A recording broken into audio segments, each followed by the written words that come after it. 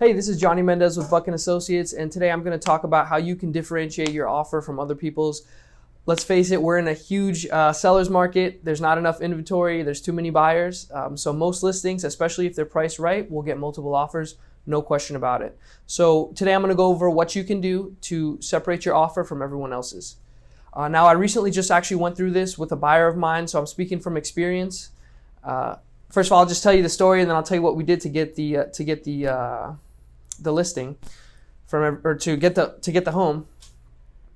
Basically, what we did is we wrote a letter, and I didn't know any of this until after she had bought the house and everything. She let me know once we closed on the property. She was like, "Hey, I ran into somebody at work that was also looking at the same exact house."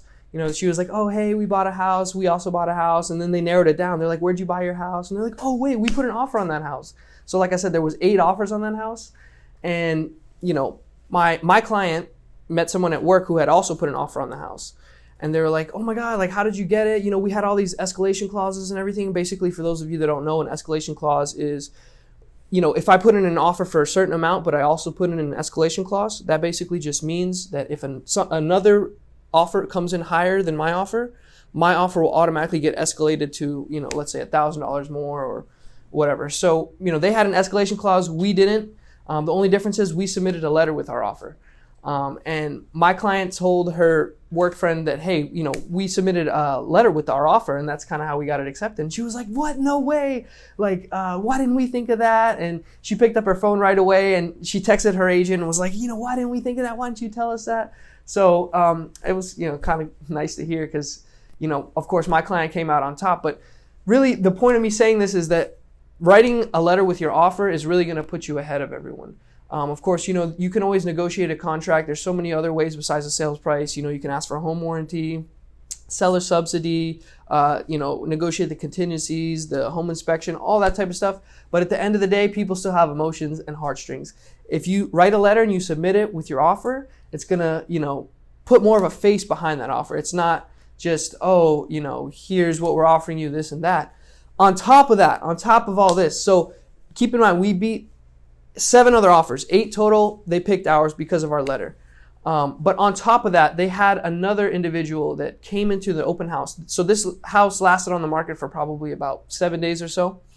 But the first open house they had a woman walk in.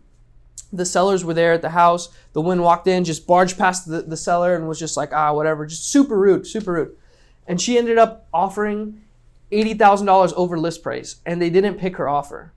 The reason being is because, she was mean. They didn't like the way that she carried herself. Now, if you ask me, if somebody offers me $80,000 above asking price, they might be able to be a little bit mean to me. That's cool.